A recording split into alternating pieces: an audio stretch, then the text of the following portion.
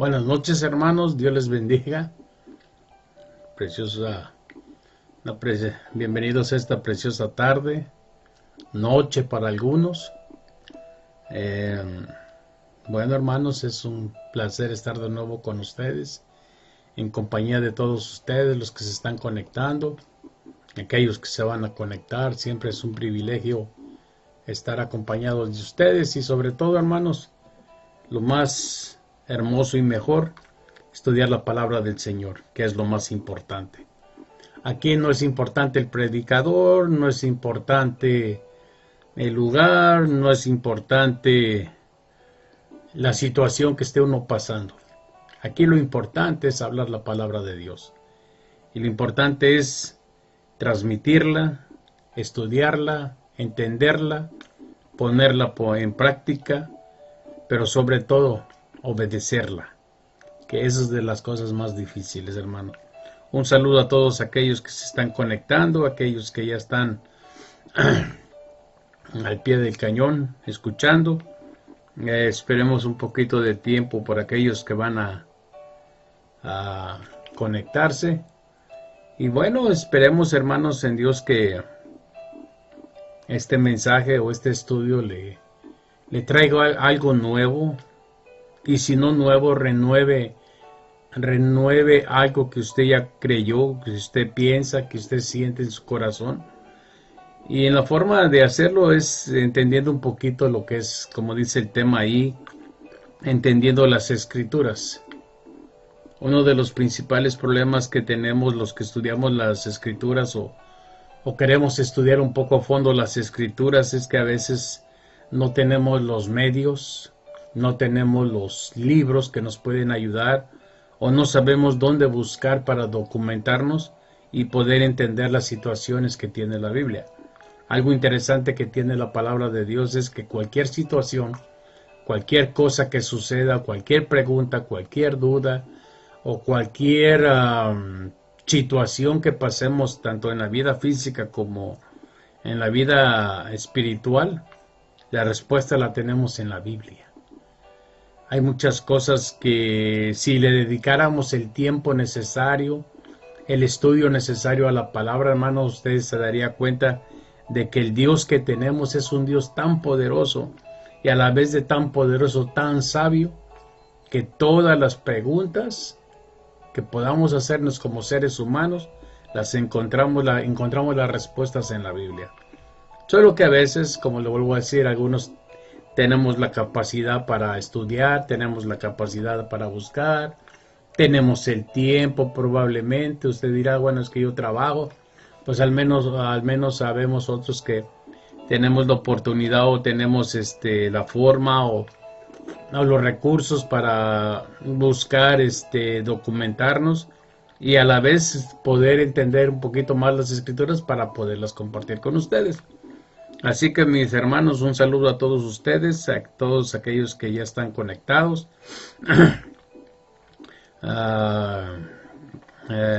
Ahorita todavía no me aparece quiénes son, pero hay varios ya que se han conectado. Igualmente, hermanos, reciban un saludo. Sé que algunos, tanto en Colombia como aquí en California, han estado un poco enfermos, hermanos. Yo sé que la pandemia o el virus que anda trabajando o anda volando aquí en esta humanidad, a muchos les ha afectado, hermanos, pero igual, volvemos otra vez a lo mismo. Dice la palabra del Señor que para el cristiano todas las cosas le ayudan para bien. Solo cuídese, no le ande haciendo al valiente, no le ande haciendo ahí al que a mí no me va a pasar nada, esto. No está de más cuidarse.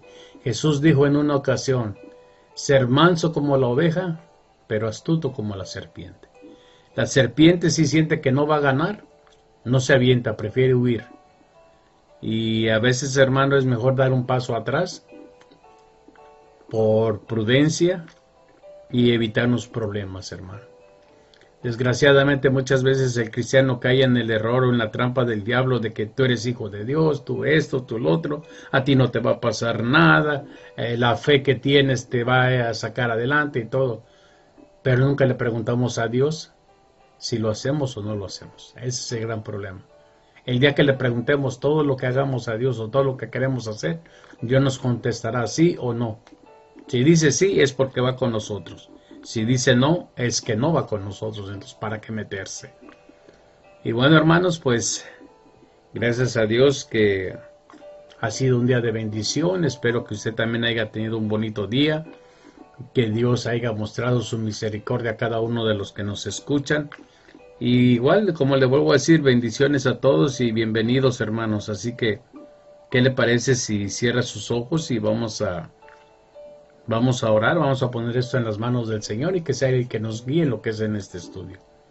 Padre, en el nombre de tu amado Jesús, venimos mis hermanos y yo, que ya están escuchando, que ya están aquí presentes, Señor, pidiéndote, Padre, la unción que viene de tu Espíritu para poder hablar tu palabra, Señor. Que no sea sabiduría humana ni entendimiento humano, Señor. Que sea tu Espíritu el que me dé las palabras necesarias, que me dé las palabras justas y correctas, Señor, para poder hablar con mis hermanos o hablar a mis hermanos. Igualmente, unge sus oídos, su corazón, su mente, Señor, para poder entender la palabra, para poder recibirla y sobre todo meditarla esta noche, Señor, y poderla poner por obra, Señor. Gracias te damos por la oportunidad que nos das de reunirnos, aunque sea por estas redes, por el internet, Señor. Te pedimos, Padre, que nos bendigas grandemente, Señor. Asimismo, Padre, en el poderoso nombre de tu Hijo amado Yeshua, reprendemos todo ataque del enemigo, todo aquello que quiere interferir con la transmisión y con la recepción de la señal, Señor, que sea bloqueado por ti, Señor, por tu poder, Señor, a fin de que podamos hacer las cosas bien mientras estamos transmitiendo, Señor. Bendice a cada uno de mis hermanos donde quiera que se encuentren y que todos mis hermanos también, Señor, sean bendecidos grandemente por ti, Señor. Gracias, Padre, en el poderoso nombre de tu Hijo amado Yeshua. Amén. Bien, mis hermanos, pues aquí estamos una vez más. Vamos a estudiar un poquito lo que es la Escritura. Sé que para algunos puede ser difícil. Sé que para algunos tal vez va a ser la primera vez que van a escuchar lo que voy a hablar, lo que voy a decir. Pero créame que siempre trato de hacerlo de acuerdo a lo que dice la Escritura. Y sobre todo sé que algunas personas no han tenido la oportunidad de estudiar o de documentarse, entonces trato de explicarle un poquito por qué razón está escrito así, o qué es lo que quiere decir, o por qué se refiere a eso. Y eso es lo que voy a tratar de hacer ahora también. El tema es entendiendo las Escrituras. El tema es un poco interesante si lo ve desde este punto. Hay muchas situaciones en la Biblia que a veces escapan a nuestro entendimiento por la razón de que no tenemos la cultura judía o no tenemos la cultura de las personas que en ese momento escribieron ciertas partes de la Biblia. Por ejemplo, el libro de los Salmos por lo menos son 5 personas diferentes que escribieron los Salmos. Incluso hay un salmo que es de Moisés, solo uno. En los 150 salmos de la Reina Valera solo hay uno, que es el Salmo 90, es el que escribió Moisés. Entonces, incluso para entender lo que escribió Moisés, hay que entender la cultura que tenía Moisés. Qué era el tiempo que él había vivido, qué era lo que él había sido enseñado por los egipcios. Entonces, todo tiene un sentido cuando logramos entender la cultura o el concepto o la situación en la cual fue escrita por la persona que escribió esa parte de la escritura. Y eso es lo que voy a tratar de hacerles entender o comprender para que a usted también se le haga fácil. Vaya conmigo, por favor, al libro de Mateo. Mateo capítulo 8. Mateo capítulo 8, versículo 5 en adelante. Pues hermanos, nadie ha comentado, pero me imagino que a todos los que están por ahí, hermanos, bendiciones. ¿Qué tal si digo el nombre y no está? pero me imagino la pastora, el pastor Félix, la pastora Diana, Felipe y todos los que comúnmente o semanalmente se conectan, hermanos, bienvenidos, ¿ok? Mateo capítulo 8, versículos 5 en adelante. ¿Ok? ¿Listos? Mateo capítulo 8, versículos 5 en adelante. Dice así: Entrando Jesús en Capernaum, vino a él un centurión rogándole y diciendo: Señor, mi criado está postrado en casa, paralítico, gravemente atormentado. Y Jesús le dijo: Yo iré y le sanaré. Respondiendo el centurión, dijo: Señor, no soy digno de que entres bajo mi techo. Solamente di la palabra y mi criado sanará. Porque también yo soy hombre bajo autoridad, y tengo bajo mis órdenes soldados. Y digo a este: ve, y va, y al otro: ven, y viene, y a mi siervo: haz esto, y lo hace. Al oírlo Jesús se maravilló y dijo a los que le seguían: De cierto os digo que ni aun en Israel he hallado tanta fe. 11. Y os digo que vendrán muchos del oriente y del occidente, y se sentarán con Abraham e Isaac y Jacob en el reino de los cielos. Dice el 12: Mas los hijos del reino serán echados a las tinieblas de afuera. Ahí será el lloro y el crujir de dientes. Versículo 13. Entonces Jesús dijo al centurión: Ve, y como creíste te sea hecho. Y su criado fue sanado en aquella misma hora. El capítulo 8 de Mateo habla de muchas cosas semejantes a esta. Jesús hizo grandes milagros. Jesús hizo varias sanaciones en ese capítulo. Pero en casi todos los momentos importantes, como por ejemplo cuando le devolvió la vista a los ciegos, cuando a la mujer que tenía flujo de sangre la sanó, y a muchas de las personas que Jesús sanaba le decía: sea hecho conforme a tu fe. ¿Qué es fe? La palabra fe significa creer o tener confianza totalmente o 100% en aquel que tiene poder para hacerlo, que en este caso es Dios y Jesús. Entonces, tener fe. Hola Celia, Dios te bendiga, bienvenida. Tener fe es algo de lo que mucha gente habla, pero de lo que poca gente entiende también. Y ese es un problema. Una cosa es tener fe, creerla, palparla, sentirla, una fe genuina, y otra cosa, pensar que tenemos fe. Son dos cosas diferentes. Y cuando de veras queremos ver la gloria de Dios, se refiere a la fe ciega que debemos tener 100% en Dios. Desgraciadamente en este caminar, bienvenido hermano Jonathan, Dios te bendiga mi hermano, bienvenido. Desgraciadamente hermanos, en esta situación hay ocasiones en que a veces, de acuerdo al problema que tenemos, a veces nuestra fe, ¿cómo se dice? Flaquea, o no es tan fuerte como pensábamos. Entonces ahí viene la prueba donde el Señor permite que venga la tormenta, venga el desierto, venga la situación en la cual debemos darnos cuenta si de veras estamos teniendo la fe necesaria o la fe suficiente para creer y ver nuestro milagro.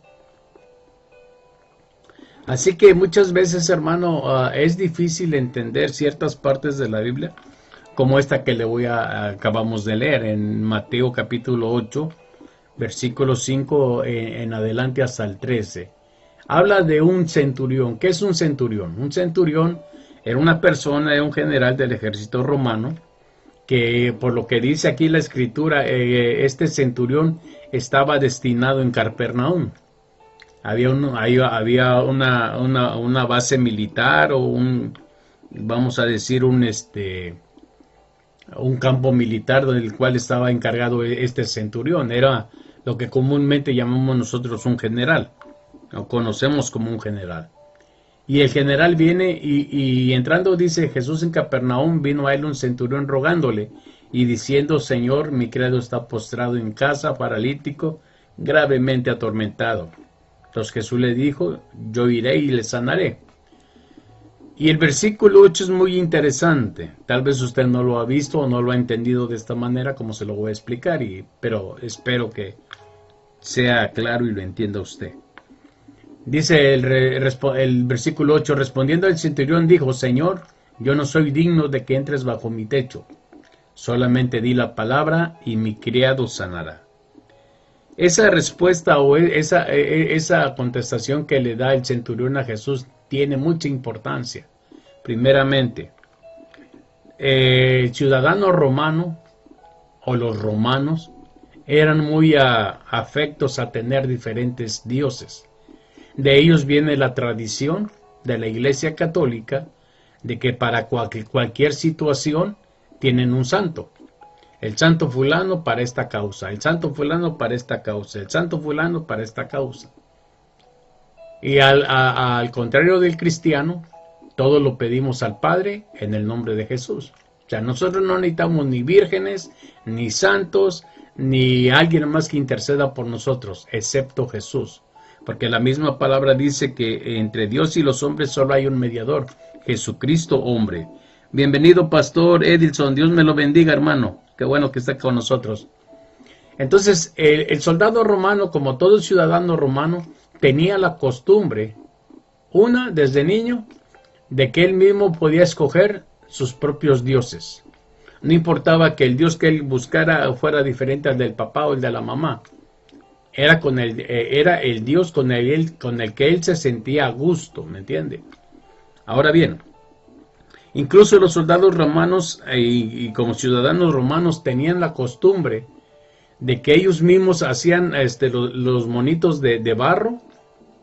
A veces los cosían para que quedaran duros, pero ellos era la forma en que ellos se formaban o se imaginaban que era su Dios de ellos. Y una vez que tenían esas figuritas, ellos se dedicaban a ese Dios. Con el tiempo podían cambiar a otros, pero esa era la tradición o era la costumbre de ese entonces. Ahora bien, algo que tenían los romanos también era que si ellos encontraban, por ejemplo, cuando invadieron Grecia, muchos de los dioses que tenían los griegos, ellos los tomaron, pero les pusieron nombres romanos. Por eso, si usted tiene interés en leer un poco de historia, puede leer los dioses griegos que fueron adoptados por los romanos y se le pusieron nombres romanos. Entonces, es exactamente lo que hizo la Iglesia Católica. La Iglesia Católica tomó dioses de ellos y solamente les puso nombres cristianos, que ahora es San Antonio, San Pedro, San Juan, San esto, San otro. Pero es lo mismo, es la misma historia. Recuerde que la Iglesia Católica, su nombre oficial es Iglesia Católica Apostólica y Romana. O sea, que viene de Roma, o sea, que es la misma intención. ¿Ve? Pero al punto que yo quiero llegar aquí con el centurión. Primero, el centurión, para llegar a ser general, un centurión del ejército romano, hermano, había que ser una bestia, un asesino, una persona que no tenía ni misericordia siquiera para matar a alguien.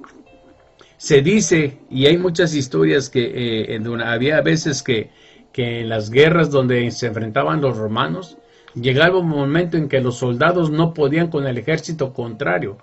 Entonces los centuriones romanos ordenaban a los soldados comunes y corrientes que se hicieran hacia atrás para reagruparse, y los que pasaban al frente eran los centuriones, los generales. Y esos hombres eran capaces de hacer el trabajo de varios soldados. Entonces imagínense, para llegar a ese nivel, había que ser una persona que no tenía miedo a nada, sobre todo que no le importaba la vida que tuvieran que matar, que tuvieran que cortar, ni aquí con quién tuvieran que enfrentarse. Pues de ahí es el éxito tan grande que tuvo el ejército romano. Entonces aquí él está respondiendo a Jesús: Señor, no soy digno de que entres bajo mi techo. Él mismo reconocía, que no era digno de que Jesús entrara ahí. ¿Por qué? Porque podemos ver en otra parte del evangelio, en los evangelios, cuando viene la mujer sirofenicia o la mujer cananea y le dice a Jesús que su hija está siendo atormentada por un espíritu. Entonces Jesús le dice, no está bien tomar el pan de los niños o de los hijos y dárselo a los perrillos. La mujer no se ofende porque le dice o la compara con un perro, porque en la cultura de ese tiempo y más años antes, porque hay varias palabras que encontramos la palabra perro en el Antiguo Testamento, significa que no era una ofensa. Eran considerados perros porque a un perro usted no le permite entrar a los lugares sagrados, como es una iglesia, y mucho menos al templo de Jehová o el tabernáculo de Moisés. ¿Me entiende? Entonces cuando Jesús la compara o le dice la razón de compararla con un perrillo, la mujer no se ofende, porque esa era la cultura, y por muy fuerte que fuera la palabra, ellos entendían a qué se referían. No era un insulto personal. Incluso, si usted lee ciertas partes del Apocalipsis, dice, y afuera estarán los perros. ¿Me entiende? También Jesús dice en una ocasión, no le tiréis vuestras joyas a los perros, no le tiréis eso a los perros, ni vuestras joyas a los puercos. O sea, en ese entonces la palabra podía ser muy difícil, muy dura de aceptar en estos tiempos, pero en ese tiempo era muy común.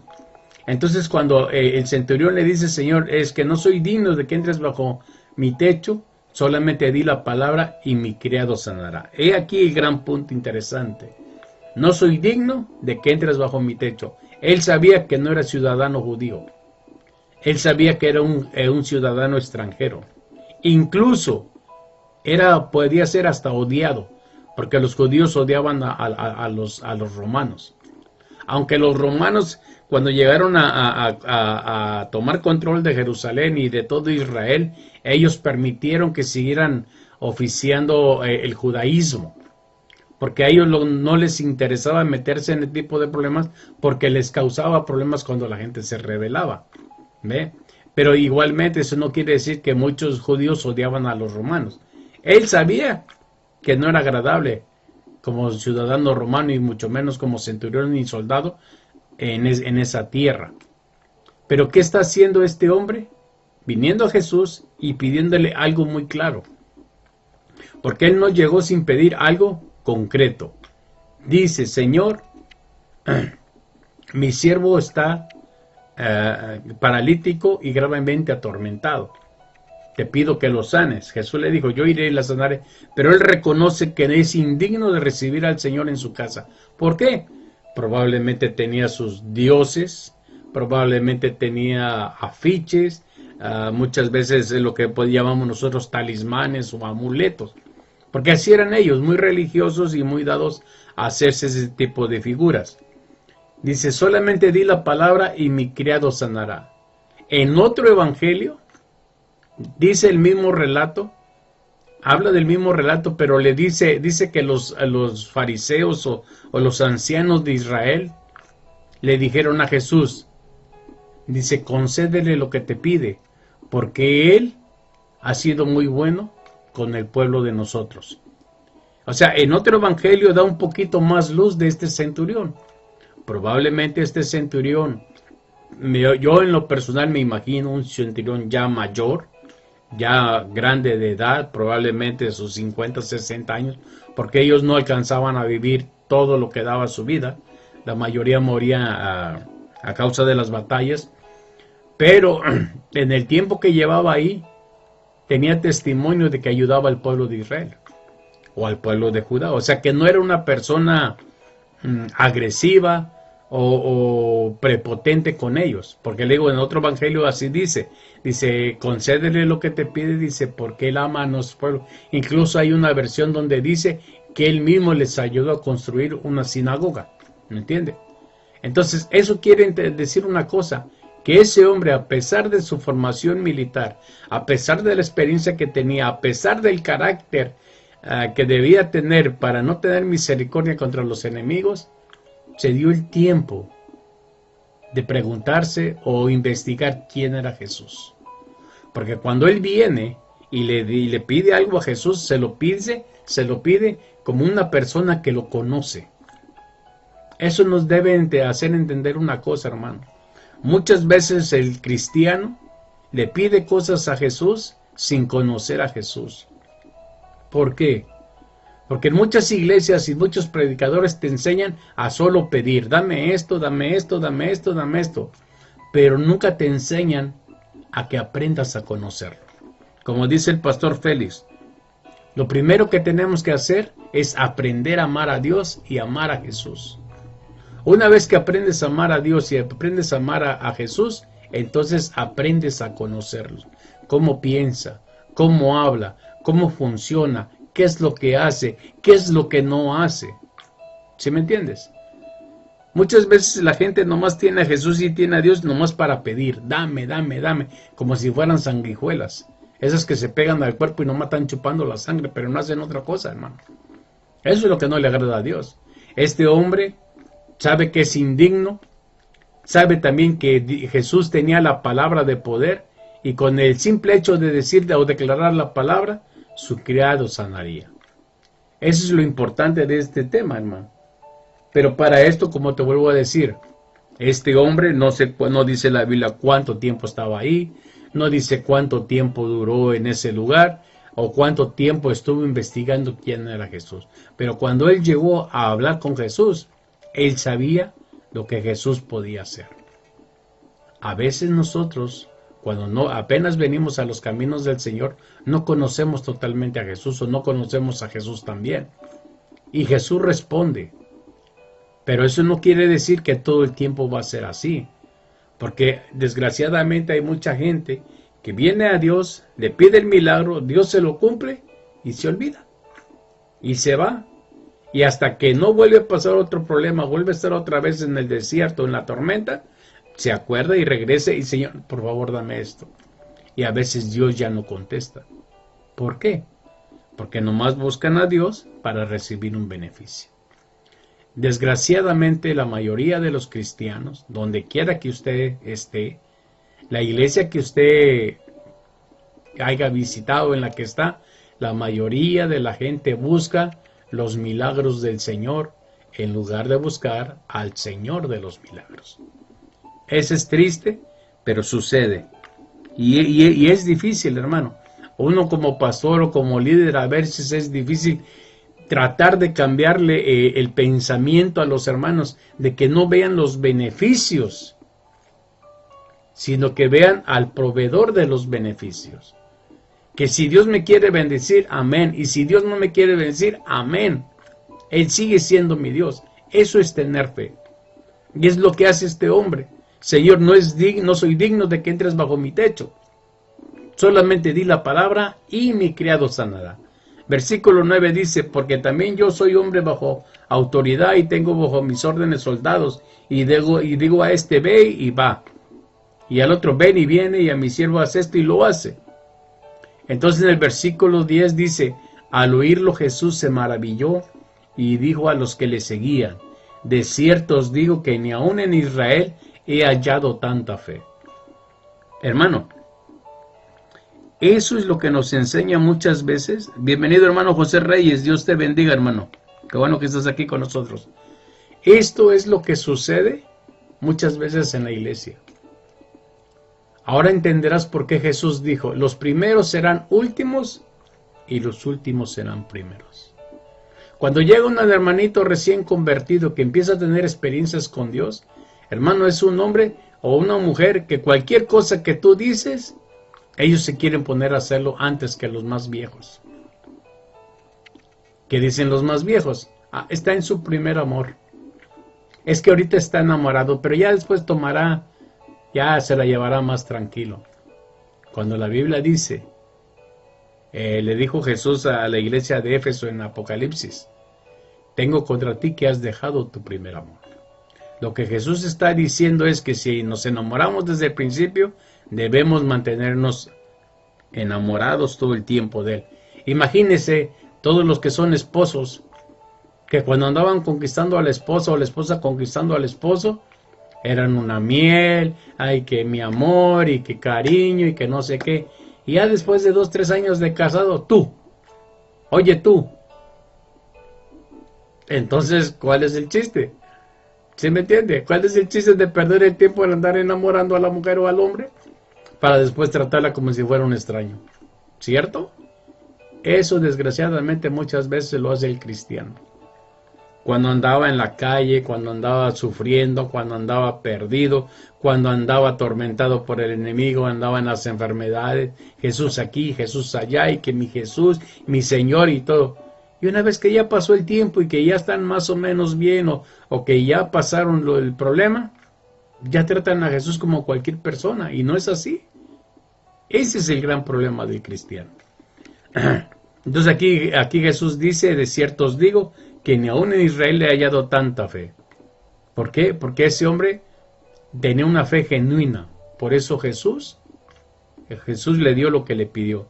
Versículo 11 dice, y os digo que vendrán muchos del oriente y del occidente y se sentarán con Abraham e Isaac y Jacob en el reino de los cielos.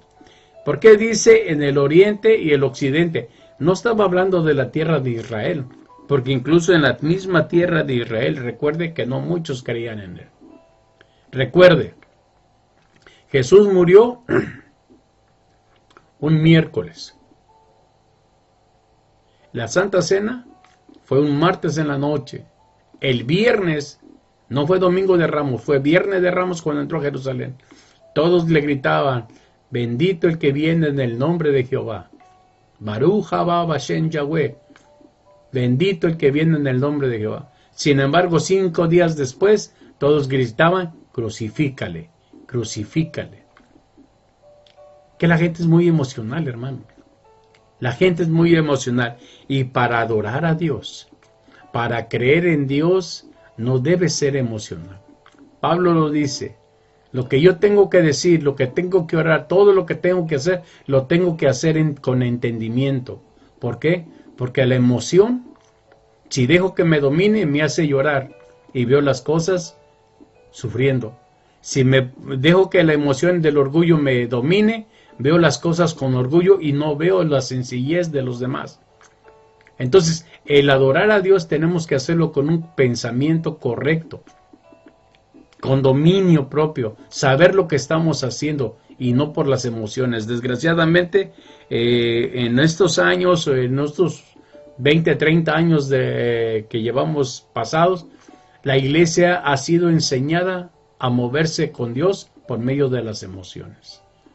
Incluso hay veces que cuando el predicador se pone a ministrar y todo, te empieza a hablar tantitas cosas, pero es algo así como para moverte las emociones. Y una vez que dejas, o el cristiano deja que las emociones lo dominen, entonces ya no está pidiendo correctamente. Ese es el gran problema del cristianismo ahora. Ahora bien, dice el versículo 12, mas los hijos del reino serán echados a las tinieblas de afuera, allí será el lloro y el crujir de dientes. Entonces significa que va a venir gente fuera de Israel, que no es del pueblo de Dios o que no lleva en la sangre la sangre de Abraham, la sangre de Isaac, la sangre de Jacob, y vendrán a enseñarles a los que sí eran hijos cómo se debe adorar y creer en el Padre y en el Hijo. ¿Me entiende? A eso es a lo que se refiere en el versículo 11. Entonces, algo que dice en el versículo 13.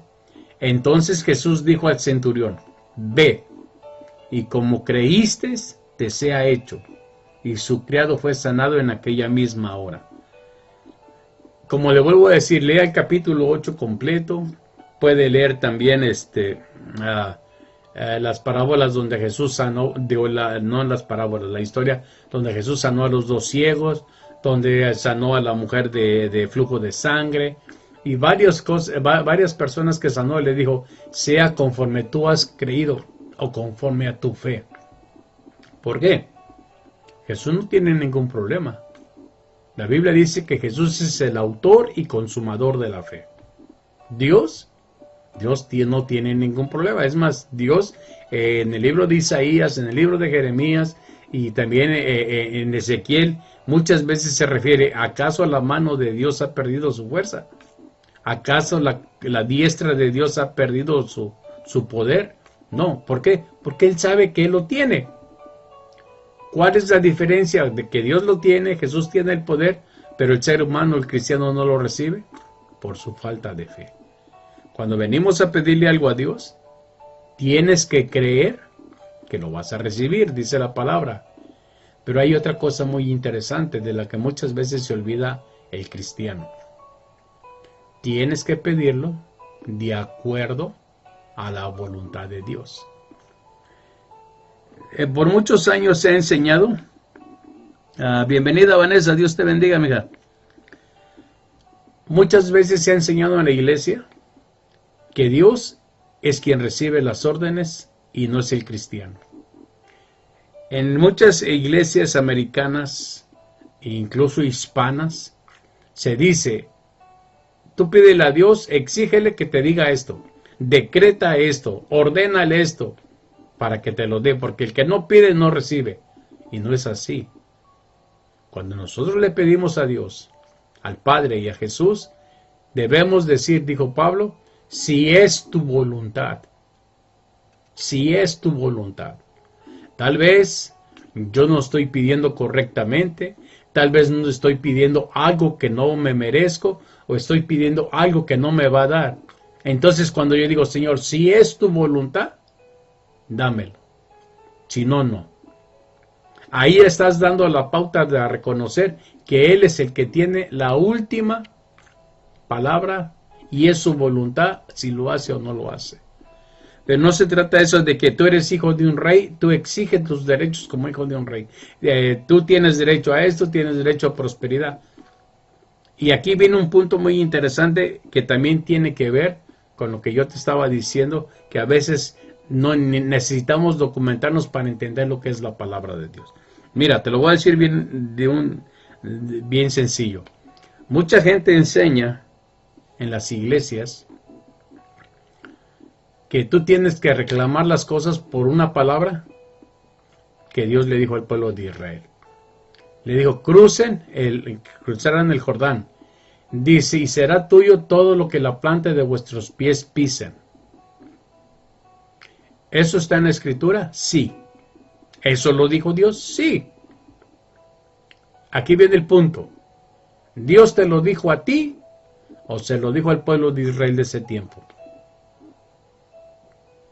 Si tú lees correctamente la Escritura, Dios se lo dijo al pueblo de ese tiempo que iba a entrar a una tierra que ya le había entregado a Abraham y que iban a tomar posesión de ella. Ellos, en el nombre de Abraham o por causa de Abraham.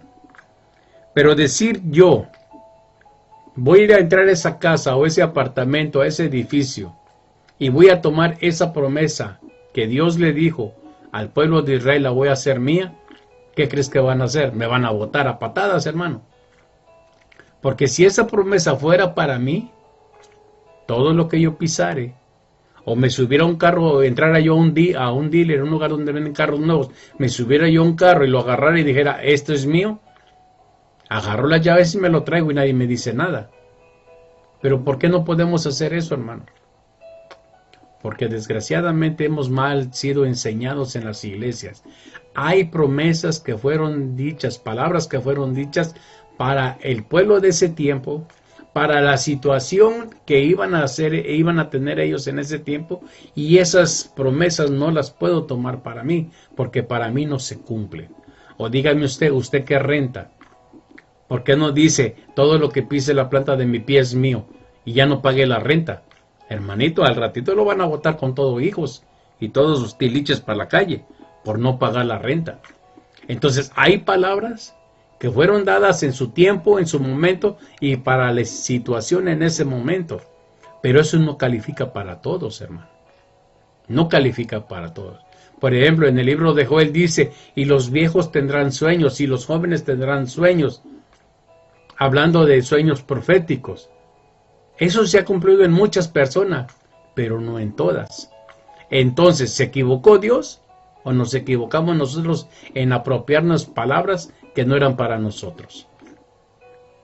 Por eso te vuelvo a decir, es necesario entender la palabra y documentarnos, entender el contexto del texto cuando fue escrito. Porque si entendemos el contexto del texto que leemos, no hay pretexto para creer lo que no es para nosotros. Así de sencillo, hermano. ¿Cuántos? Jesús lo dijo de esta manera. ¿Cuántas viudas había en Israel? Y sin embargo Dios llevó a Elías a una viuda que no era del pueblo de Israel. La mujer aquella que trajo ¿cómo se llama? Las ollas que fueron llenadas de aceite. Perdón, no fue Elías, que fue Eliseo. Bueno, uno de ellos pues. ¿Sí me entiende? Entonces, ¿cuántas viudas no había en Israel que tenían sus hijos llevándolos a enterrar y sin embargo solo a la viuda de Naín le resucitó a su hijo? Entonces a veces la palabra no es para todos. Es un antecedente en el que podemos leer y podemos entender que Dios puede hacer muchas cosas, siempre y cuando las pidamos, y si es su voluntad dárnosla, entonces se las cumplirá. Por eso es como le vuelvo a decir, a veces es difícil entender la Escritura. ¿Por qué? Porque nosotros no conocemos en sí la situación, ni por qué se escribió, ni a qué se refiere. Eso es lo que tiene algo de los libros de los Salmos. El libro de los Salmos fue escrito por lo menos cinco personas diferentes. El Salmo 90 es de Moisés. Y puesto que está el Salmo 90 ahí, entonces quiere decir que Moisés es un escritor de uno de los Salmos. Los demás son los músicos de David, músicos principales y David mismo. Entonces yo quiero que vaya conmigo al libro de los Salmos. Libro de los Salmos 102. Quiero enseñarle algo muy interesante de lo que yo le estoy diciendo. Cuando nosotros tenemos el concepto correcto, conocemos la historia correcta, podemos entender la palabra correctamente. Y se lo digo por experiencia. Yo cuando vine a los caminos del Señor, cuando estudiaba yo la Biblia a fondo, la estudiaba, ¿cómo se llama? Todos los días, la leía y todo. A mí me gusta mucho escuchar personas que saben orar. Una persona que sabe orar, hermano, casi por lo regular, es una persona que le gusta leer los salmos. ¿Quieres aprender a orar? Estudia los salmos. Lee los salmos. Y con el tiempo te vas a dar cuenta que de lo que vas leyendo del libro de los salmos es lo que empiezas a hablar cuando tú oras.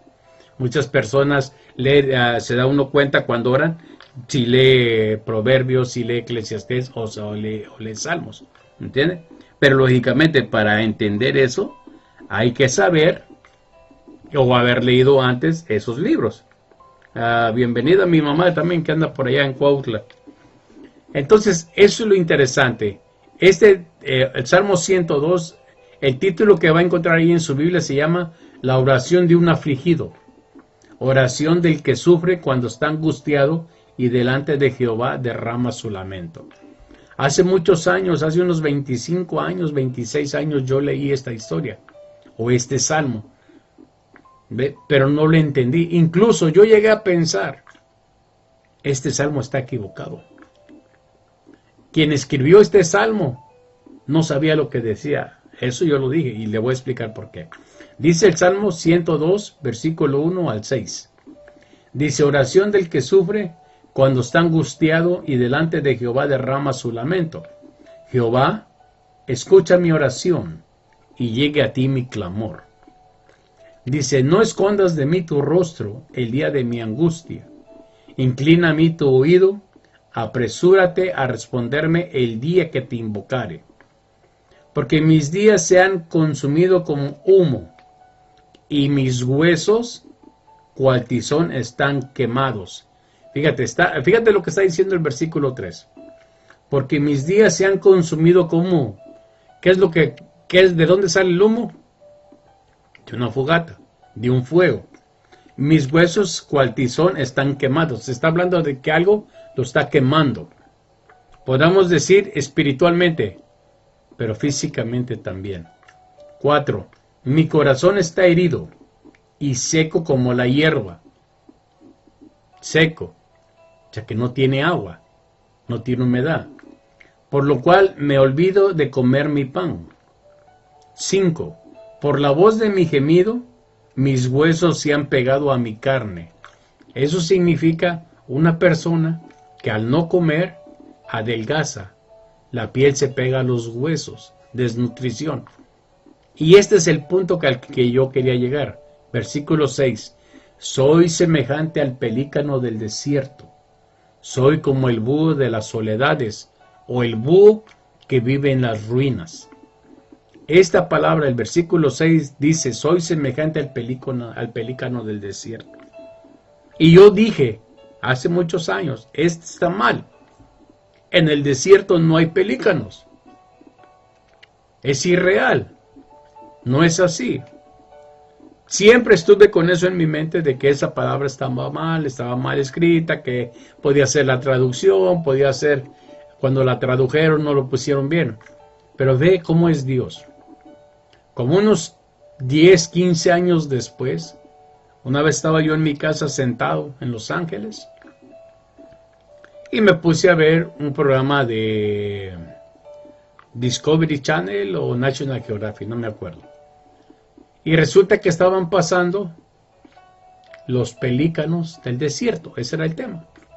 Resulta que cuando viene el invierno en el norte de Europa y todo eso se empieza a llenar de nieve y a congelar, los pelícanos vuelan hacia África para estar en el verano en África. Cuando comienza el verano en África caen grandes tormentas de lluvia.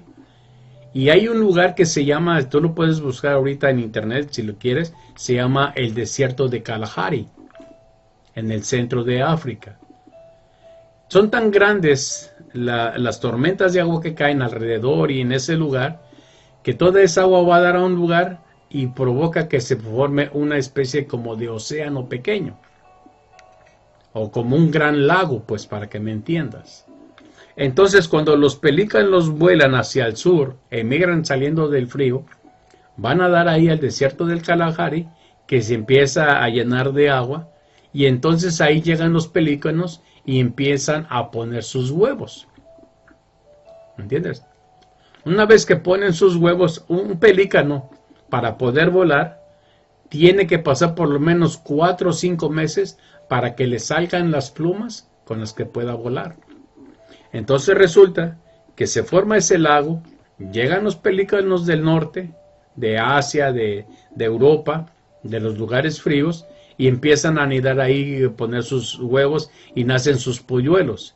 Y mientras hay agua, hay peces y hay bastante comida, y son ellos los que le dan de comer a sus hijos. Pero llega el momento que una vez que deja de llover en ese desierto, en esos lugares de África, el agua se empieza a evaporar. Entonces llega el momento en que los pelícanos que nacen primero, después que se empieza a consumir el agua, ellos ya pueden volar después de ciertos meses.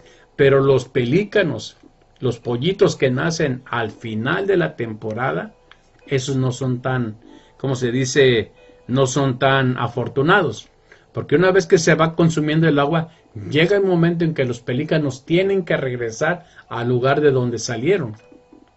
Y lógicamente que los polluelos, al no tener las plumas que necesitan que les nazcan para poder volar, al final son abandonados en ese lugar. Entonces, en este tema, en este documental, era un grupo pero grandísimo, cientos de pelícanos recién nacidos o chiquitos que se quedaron ahí solos porque los papás se tuvieron que ir, y cómo se iba consumiendo el lago. Entonces muchos de ellos fueron muertos por los coyotes, por los chacales, por las hienas, por toda clase de animal que se los comía. Entonces todos se juntaban así en un grupito y andaban uno detrás de otro siguiéndose, así dando de vueltas y todo. Y en esa parte del documental, después de casi de que terminó el documental, de todos esos pelícanos, de esos polluelos de pelícano, solo sobrevivió uno. Todos los demás murieron de sed, murieron calcinados, como dice ahí, pegados su carne a sus huesos, desnutridos, porque pues, no hay nada de qué comer. Y en ese documental, al final, ese polluelo alcanzó a ver cuando empezó a caer una llovizna, o una lluvia, pues. Y cuando empezó a caer el agua, él se volvió como loco. Porque después de tanto tiempo sin tomar agua, sin comer, al final le caía el agua. De ahí viene también esa palabra que dicen los profetas menores, que la lluvia tardía será mejor que la primera. Tal vez si nos ponemos en el lugar del polluelo, al polluelo no le importaba, ni le interesaba, ni supo siquiera de la primera lluvia que cayó para formar ese lago. A él le importó la lluvia tardía, que fue la que no lo dejó morirse, porque al final pudo beber agua. Claro, si te pasa como a mí, que a veces leemos partes de la Biblia y nos es difícil entenderla, es porque no estamos documentados, porque no tenemos la cultura o no tenemos el conocimiento que nos ayuda a entender ciertas partes de la Biblia. ¿Sí me entiendes? Pero en la Biblia todo tiene un motivo porque está escrito, todo tiene sentido y todo tiene un porqué Dios permitió que se escribiera así o dictó que se escribiera así. Quiero llevarte a otro. Y en este, hermano, yo sé que muchos tal vez lo han dicho, muchos hemos declarado este versículo, pero tal vez no lo hemos entendido a fondo. Salmos capítulo 3, versículo 3, si quieres acompañarme. Salmos capítulo 3, versículo 3. Se llama oración matutina de confianza en Dios, Salmo de David, cuando huía delante de Absalón su hijo. Recordemos que la historia, Absalón se levantó contra su padre, buscó derrocarlo, al final mataron a Absalón y David regresó otra vez a ser rey en Israel. ¿Ve? Pero él andaba huyendo. Y Salmos 3, versículo 3 dice así: Mas tú, Jehová, eres mi escudo alrededor de mí, mi gloria y el que levanta mi cabeza. Incluso hay un canto muy conocido que así dice: Mas tú, Jehová, eres mi escudo, eres mi gloria y el que levanta mi cabeza. Pero hay que entender el trasfondo de por qué fue escrito y por qué David lo escribió así, o a qué se refería David. En este caso, hay que volver otra vez a la cultura de ese tiempo. David llevaba muchos años de ser un guerrero. David tenía muchos años de ser un soldado. David tenía muchos años de estar en batalla. Entonces, él entendía las reglas de la batalla. Él conocía lo que había que hacer con un herido. Y a veces nosotros decimos las palabras o citamos la Biblia o citamos las citas bíblicas sin entender o sin comprender a qué se refiere. Bien, ahora te lo voy a explicar. Sabemos que David era un guerrero, era rey, era un profeta, era un poeta, era un músico.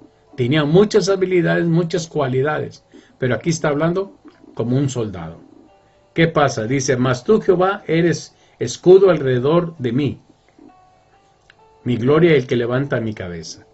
Bien, en los tiempos de David y muchos años después y muchos años antes, la costumbre era que cuando el pueblo de Israel iba a la guerra, lógicamente lo primero que hacían, tiraban flechas con arco o jabalinas o lanzas. Cuando un soldado caía, dos soldados corrían a su lado. Uno hincaba su rodilla adelantito de su cabeza y ponía el escudo hacia donde estaban cayendo las lanzas o donde estaban cayendo las flechas. Ahora entiendes por qué dice: Mas tú, Jehová, eres escudo alrededor de mí. Corrían dos soldados. Uno se hincaba a la altura de la cabeza del herido y ponía el escudo para cubrirse él, el herido y su compañero, que iba a ayudar al soldado caído, para cubrirlo de las flechas, de las lanzas y de todo aquello las piedras que lanzaba el enemigo. Entonces, ¿qué es lo que hacía? Ese era el que cubría. Mas tú, Jehová, eres mi escudo. Entonces venía el otro y le levantaba la cabeza. Al momento de levantarle la cabeza, le daba un trago de vino. Y aquí quiero entrar un poquito en esto. Muchos predicadores, mucha gente dice que tomarse una copa de vino es malo. Yo no te digo que te la tomes. Yo no digo que llegues a tu casa y te compres un vino y te eches una copa. Yo no estoy diciendo eso. Lo que sí te quiero decir es que el pueblo de Israel usaba vino con alcohol. Es más, si tú lees en Corintios, cuando habla de la Santa Cena, Pablo dice que muchos no toman la Santa Cena como conviene, que muchos se emborrachan con el pretexto de hacer la Santa Cena. Entonces, lo que te está dando a entender, hermano, es que se usaba vino fermentado para celebrar la Santa Cena. Pero eso no es un pretexto para llegar a tu casa y emborracharte o irte a la cantina a emborracharte. Todos los excesos son malos. Y si no me crees, lee el libro de Timoteo, primera y segunda de Timoteo, y en una de esas 2 epístolas vas a encontrar que Pablo le dice a Timoteo, te recomiendo que tomes un poco de vino por causa de tu estómago. ¿Cuál era el problema que tenía Timoteo? Probablemente tenía gastritis, probablemente tenía úlcera, o tenía el estómago irritado. Entonces, ¿qué es lo que hace el vino? Aparte de ser el vino, ser algo que limpiaba de cualquier, ¿cómo se dice? Que el alcohol limpiaba cualquier bacteria, le ayudaba a sanar. Pero eso es muy diferente a tomarte una cerveza, tomarte un whisky, porque eso ya es pretexto para pecar. ¿Sí me entiendes? O sea, yo no te estoy diciendo que lo hagas, pero tampoco estoy a favor de predicar que si usted nada más huele el alcohol y usted ya es un borracho. No, hermano, porque en ese caso, si yo voy en la calle y volteo a ver una persona, volteo a ver una mujer, quiere decir nomás porque la volteé a ver, ya forniqué. Lógico que no, hermano. Entonces, desgraciadamente en la iglesia hay mucha religiosidad y mucha gente ha sido enseñada en la religiosidad. Pero bien, dice, mas tú, Jehová, eres mi escudo alrededor de mí, mi gloria. Entonces llegaba ese soldado que no estaba cubriendo a los otros 2, le levantaba la cabeza y le daba un trago de vino para reconfortarlo, reanimarlo. Después, si era posible, le sacaba la, ¿cómo se llama? La flecha o con lo que fue herido, y en esa herida se le ponía una un plasma o una, ¿cómo se llama? Una torta hecha de higo. Por si no lo sabes, el higo evita las infecciones. El higo puesto en una herida evita que se llene de bacterias. Entonces, eso era lo que hacía el soldado. Levantaba la cabeza, a veces le ponía algo de arriba abajo de la cabeza para que la cabeza quedara levantada y no se ahogara con su propia sangre. Le daba un trago de vino y después le curaba la herida o le ponía el plasma de higo con aceite de oliva. Y una vez que estaba listo, ¿cómo se puede decir? Estabilizado, era sacado del campo de batalla. ¿Cómo lo podemos entender? Así como te lo estoy diciendo. ¿Por qué? Porque lo que está haciendo David está dando algo que era común en las batallas. Lógicamente, las batallas ahora son diferentes. Ahora de un solo balazo o de un tiro te matan a distancia. Eso casi no se ve. Pero en ese entonces, para entender esta palabra, hay que entender la forma de la guerra, cómo se batallaba, las reglas de la guerra y cómo se sacaban los heridos en ese entonces. Entonces, cuando nosotros logramos entender o documentarnos de las cosas que tiene la Biblia para decir, o en la forma que lo dice la Biblia, o por qué lo dice, las cosas se hacen más entendibles. Así como te digo, el Salmo 102, cuando habla en el versículo 6, soy como el pelícano del desierto. Así como el Salmo 3, versículo 3, mas tú, Jehová, eres escudo alrededor de mí, mi gloria y el que levanta mi cabeza. Esa es la forma que hay para estudiar la Biblia. Esa es la forma que se debe buscar, documentarse para ir entendiendo cada parte de la Biblia. Una vez más, todo lo que está escrito en la Biblia tiene una razón por qué fue escrita, tienen una razón por qué Dios dictó que así se escribiera, y tienen una razón por qué Dios escogió a las personas que escogió para escribirla. Y una cosa más, antes de terminar. Recuerda que todos los libros de la Biblia tienen un nombre o tienen un autor. Por ejemplo, los 5 libros primeros los escribió Moisés. Moisés es una figura de Cristo antes de que viniera Cristo. Moisés era profeta, era líder, era una persona sabia, era una persona humilde. Incluso, me parece que es el libro de Números, donde Moisés dice, y Dios mismo levantará a uno como yo, dice, a él oiréis y le daréis cuenta si no obedece sus palabras. Jesús se compara también con un Josué. Josué empezó como siervo, llegó a ser líder de Israel y fue guiador para hacer entrar al pueblo de Israel en la tierra prometida. Lo mismo que Jesús. Nació siervo, fue un dirigente, fue líder de un ejército espiritual y llevó a la iglesia cristiana a obtener lo que Dios había dicho. ¿Entiendes? Jueces.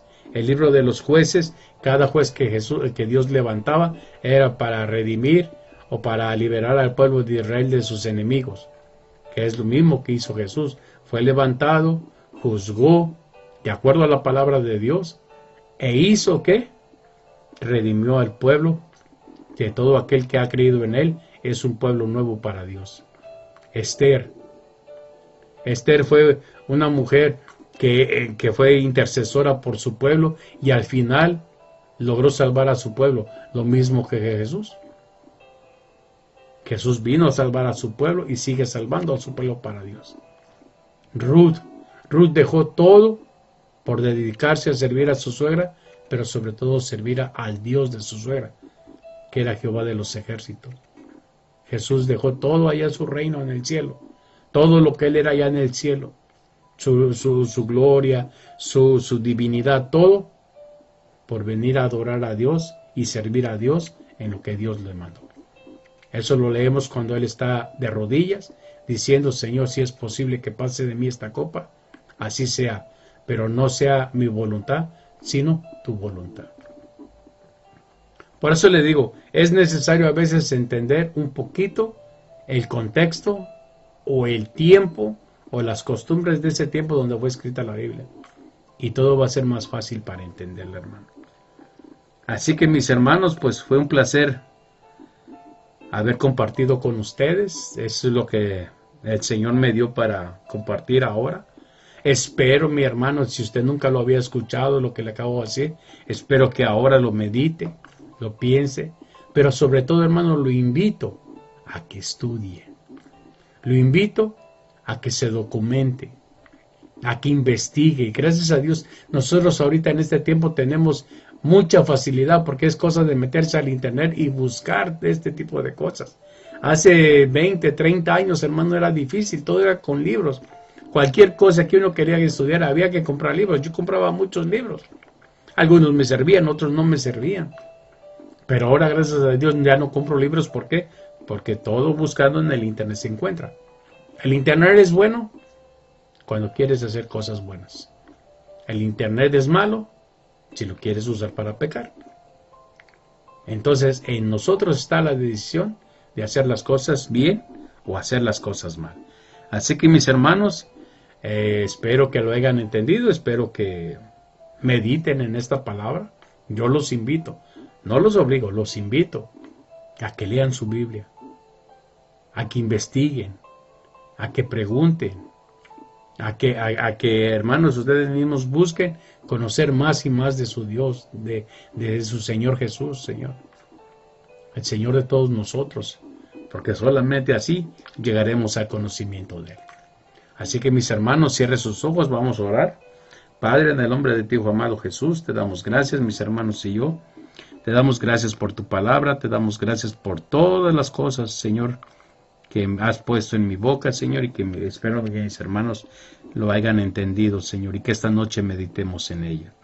Padre, yo te pido por cada uno de mis hermanos, aquellos que tienen necesidad, Señor, ya sea física, de salud, financiera, Señor, material, de alimentos, de lo que sea, Señor, cualquiera que sea su necesidad, Padre, que tú les des a ellos lo que necesitan, que tú les brindes a ellos lo que necesitan, Señor. Y sobre todo aquellas personas que se las han visto, aquellos hermanos que se la han visto difícil por causa de la epidemia allá en Colombia, igualmente, Señor, bendícelos, ayúdalos, sánalos, Padre, todo conforme a tu voluntad, Padre. Y ayúdanos a seguir adelante, Señor, y que cada día meditemos más y más en tu palabra, y que aprendamos, Señor, también a investigar y a documentarnos en ella, Señor. Gracias, Padre, por la oportunidad que me das de compartir con mis hermanos, y bendice a cada uno de ellos, en el poderoso nombre de tu Hijo amado Yeshua. Amén. Bueno, mis hermanos, pues gracias por conectarse, gracias por estar acá. Mañana a las 10 de la mañana está el devocional. Creo que todavía está en pie. No sé a quién le toca, pero igualmente, hermanos, usted está invitado, y gracias por conectarse, hermano. Fue un placer estar con ustedes, y espero, mis hermanos, que este fin de semana que viene, si Dios quiere y Dios lo permite, vamos a volver a transmitir desde el templo una vez más. Este fin de semana no se pudo por causas de que algunos hermanos se enfermaron de gripa, otros les pegó, pues ahora sí, el virus, pero gracias a Dios ya todos parece que ya están bien. Entonces, si Dios lo permite, la iglesia va a regresar otra vez al lugar nuevo. Así que, hermanos, Dios les bendiga, un placer estar con ustedes. Un saludo a todos ustedes que se conectaron, a aquellos que no comentaron, pero se conectaron igualmente. Dios me los bendiga. Y así me despido de ustedes, hermano. Que tengan feliz noche.